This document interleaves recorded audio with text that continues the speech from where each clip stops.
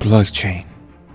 It's a chain of blocks chained together that goes back to the beginning of time. So anything that happens in a block remains in the chain forever.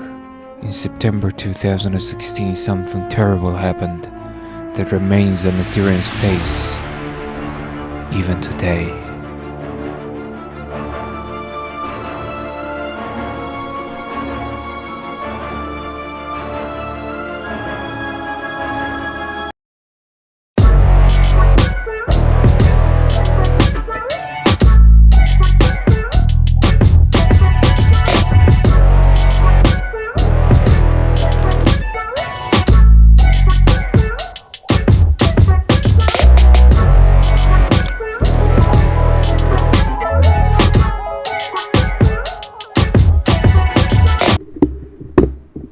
Hello people.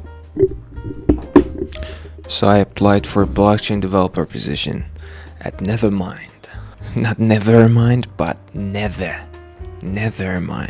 They sound exactly the fucking same. So I applied at Nethermind and they gave me a list because I'm a total beginner when it comes to blockchain. They gave me this list. I turned it into a checklist, but it was a list of resources. So this is the start of a new daily vlog in which I'm going to complete this list. So the book is in a repository on GitHub called Ethereum book, but it's not just Ethereum book. Okay guys, it's 8:31. I just finished the first chapter of the book. How many chapters does it have? Oh, it's got 14, so I'm 1 out of 14 in. Chapter 2 completed. And then there it was in chapter 3. Chapter 3 was about starting a node. And when you want to start a node, you need to download all the blockchain data and have the state saved on your computer. But Ethereum has a scar. This is so fucking weird. This is from CoinDesk, but it's written at October 6th, 2016. So a little bit after September where the shit came down. What began over 2 weeks ago was spam attacks that led to larger scale Ethereum node outage has escalated into a battle that has pitted the platform's developers against unknown antagonists. Shots were first fired at Ethereum's big developer conference DevCon 2 with a mysterious message in German and delivered via transaction method payload. The message said, "Go home." Pretty badass, I might say. But to those who have been following the network's continuous changes this summer, the full meaning was clear, like people knew what was going down.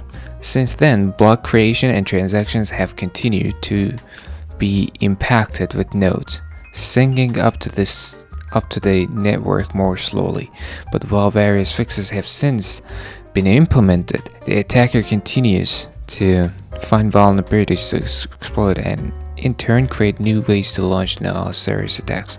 What was most interesting to me is that the thing still is around and is still bothering blockchain developers and people who are working with blockchain because it's in the history of blockchain. It's in the history of Ethereum. In other words, Ethereum looks to have a scar on its face and it carries it with itself even today. That's crazy. That sounds like human beings. So if we search for block 2283397, we come across a lot of like GitHub issues in Ethereum book. Why is my node synchronization stuck extremely slow at block something? Asked in 2017. If you want to sync your node with the blockchain for the first time, even today in 2022, you get stuck on block 2283397. So this is from 2021. Is the normal speed for syncing an ETH full node with Geth gets stuck at something. In 2016, many blockchains were victims of DOS attacks, and a primitive of blocked something to something else, so these are particularly slow and memory intensive blocks. because of this. So the attack was based on an opcode called ext code size, which has a low gas price, but it's IO intensive. Meaning if you're using an HDD, it's gonna be intensive for this opcode to get executed, but the gas price is fairly low. So the attackers use this opcode over and over again to create IO intensive smart contracts.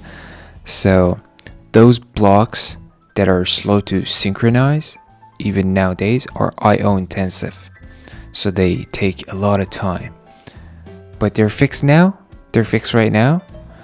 But they're still in blockchain's history, and they're still there, and they still keep to bother people nowadays, even after 6 years. So the attackers left a mark there. They just came down with the machete on Ethereum's face, and the mark is still there and still bothers people today. That is crazy. That attack is heavy. Okay guys, I'd say today was a good day, and to give us a sense of the progress, I'm gonna checkmark day 1 on this thing. It's gonna take us 7 days to complete this ebook, Mastering Ethereum. I'm gonna leave a link in the description to this beautiful ebook. Yeah, these are the things that are done, these are the things that are active, and these are the remaining parts. So each time we complete a task that is active, every time I complete an active task, I'll plan another task. Okay. So another thing is that I'm gonna be vlogging daily about my journey into Ethereum, being an Ethereum developer, or rather a blockchain developer. So make sure to subscribe if you're interested, and if you have any comments, just let me know. We're gonna have interesting items for each day. It's not gonna be just me reading some books and resources. We're gonna have interesting items. Like, you're gonna have interesting items. Just trust me. I don't want to give it out. Peace. This is not for peace. This is for peace. I was hiding behind the thing that is not for peace.